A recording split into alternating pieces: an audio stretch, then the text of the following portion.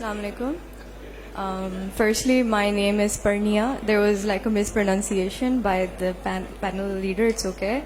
I'm an architect. My training is from. I have my B.Arch from California Polytech, and I'm registered with PCATP, and I'm kind of practicing for 2 years or so now in Karachi. And I have a few running projects in Dubai, and my practice is mostly based in retail spaces and commercial spaces.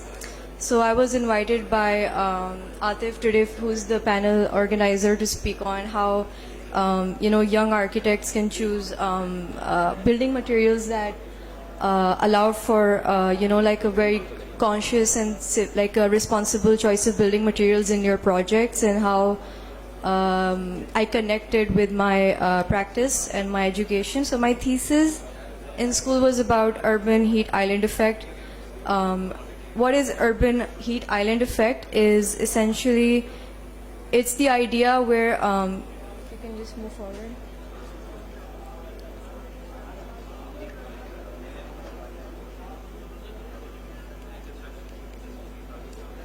Oh. Yeah, sorry, this remote's just. Urban heat island effect is basically when जो हमारे city centers होते हैं, especially now in Karachi, it's an ever-growing city. हमारे commercial areas are expanding at a very high rate.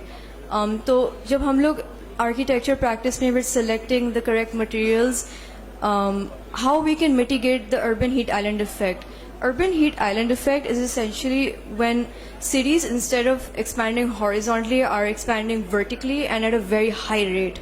तो होता क्या है कि because of the day-to-day activities, the human activities, the vehicles that are crossing by in that areas, and especially the lack of vegetation, it allows for a very high waste heat to accumulate in the building materials, whatever we select. So if you even look at the graph at the bottom, it shows that जब हम commercial areas की तरफ आते हैं तो urban heat island profile is exponentially higher in those areas. Oh, okay. I think I got it, yeah. So today with this panel, I would like to kind of address a more like a centralized mitigation proposal strategy, and how we can, learn from each other to make civic and conscious and thoughtful selections in the building materials, and how these in turn will mitigate the effect that I'm speaking of. Okay. Urban heat island effect can actually worsen air and water quality in all the surrounding urban and rural areas, and all of these negative impacts are सारे connected होते हैं, and everything has a conscious effect on the vegetation, species, human life, etc. As you see, Karachi के map के मुताबिक, it's actually, sorry, I think I have to point it towards the screen. It's growing very, very fast. और हम लोग को क्यों, why architecture? Why is architecture practice, and how does it connect to the correct building material selection? Because architecture is kind of like, it's a series of activist choices that, it's a social responsibility that we have to make at a very independent level and at a corporate level also. Abhi humne itni sari, we've seen such a lot of nice, firms presenting what they're doing at such a high level, but also at an independent level, we can make these choices, and we can actually mitigate these large-scale problems at a very, personal level too, through our independent practices. So I believe this is our, it's a social responsibility of all architects, and this is something that was, coded to us in the PCATP regulatory, examination that we have to give also. Now, how is concrete actually a really good industrial solution for the urban heat island mitigation strategy? Is because actually concrete, जब लोग दिमाग में सोचते हैं, they think it's very like cold, it's a clinical, it's very boring material, but actually it's one of the most zero carbon footprint material that does exist. It's actually green. It's an LEED, it's a LEED certified material, and concrete flooring, especially in commercial and industrial areas, what it does is, concrete is basically a thermal substance. What it does is that it kind of holds the heat of the day-to-day activities and it releases it slowly over the day and over the night, ताकि across the board हमारा temperature regulated रहता है. I'll let Mirza Abbas, who's actually my partner in this panel, to speak more on that. But these are some of my completed projects in Karachi. So if you see, like, I'm specifically focusing on poured concretes in flooring.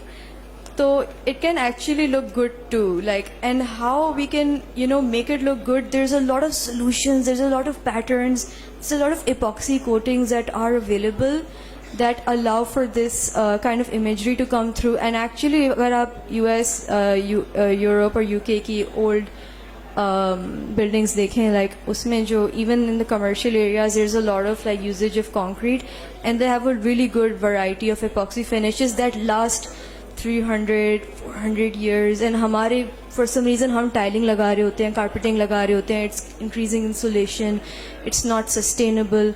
So it's just a choice of sustainable material that we can do. And I will like to invite Mirza Abbas to speak on his practice and how we collaborated and connected. Thank you, Purnia, for handing that over. Hope everyone's doing well. We're going to try and keep this as brief as possible. As we're all well aware, concrete and the cement industry is the second largest emitter of emissions globally. So those of us that work in the industry, it's incumbent upon us to find ways that we can reduce our carbon footprint and also lead to and also engineer this material that is a considerable pollutant to be able to be used sustainably and with less of an impact.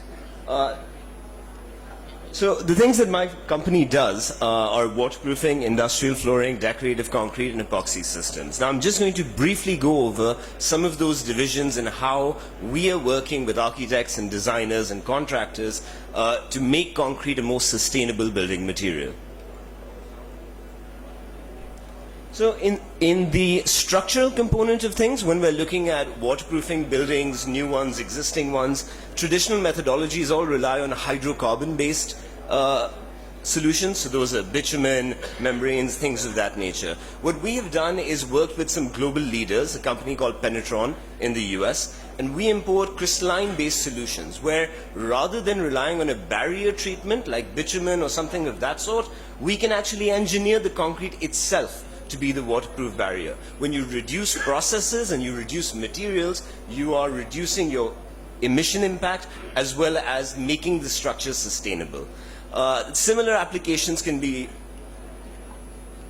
worked on in aesthetic or architectural applications. So as Purnia alluded to, we do a lot of concrete flooring where the final floor of concrete itself is what is used by residents of homes, commercial spaces, factories, etc. Another thing that you might see a lot in the Scandinavian or European or Japanese markets, more of the developed markets, is actually use of concrete as a final finish in terms of fair-faced concrete or integrity colored concrete, wherein you don't rely on paint and things of that nature. Epoxies are another smart way of rehabilitating existing floors. Rather than dismantling and repouring surfaces, you can always rehabilitate them using epoxy systems. And then finally, the most important one, because industrial and commercial spaces have the largest foot coverage, parking spaces, things of that nature. So rather than going for things like tiles and marble and other finishes that sit atop the concrete, we recommend and engineer solutions wherein the concrete itself can be used as a final flooring solution. So I encourage all of you to explore concrete as a medium that can be engineered to be a sustainable solution and improve our global carbon footprint. Thank you so much for your time.